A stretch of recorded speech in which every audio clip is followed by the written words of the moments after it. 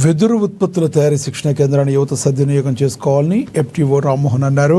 మంచిర్యాల జిల్లా జన్నారం మండలం ఇందనపల్లిలో వెదురు ఉత్పత్తుల తయారీ శిక్షణ కార్యక్రమాన్ని ప్రారంభించారు.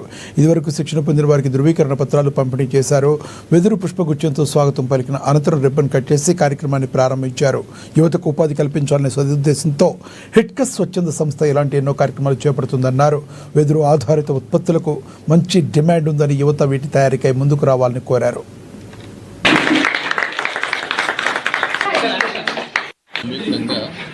వెదురు ఉత్పత్తులపైన కామన్ ఫెసిలిటీ సెంటర్ని ఈరోజు ప్రారంభించడం జరిగింది. సెంటర్ యొక్క ప్రధాన ఉద్దేశం ఏంటంటే స్థానికంగా ఉన్నటువంటి గిరిజనులైనటువంటి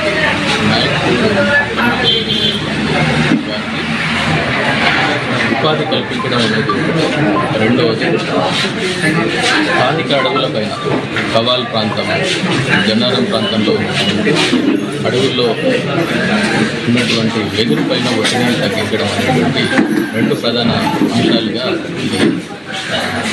ఈ కార్యక్రమాన్ని చేపట్టడం జరిగింది.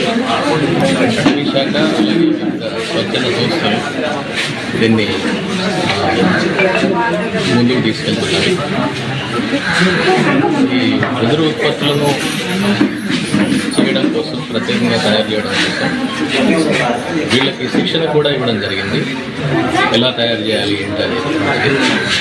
అలాగే ఫీల్డ్ విజిట్స్ పక్కన ఉన్నటువంటి మహారాష్ట్ర తడోబా ప్రాంతాన్ని కూడా తీసుకెళ్ళి వాళ్ళకు ఎట్లా చేయాలి ఏంటి, వెదురు ఉత్పత్తులు ఎలా చేయాలనేటువంటి నేర్పించడం కూడా జరిగింది.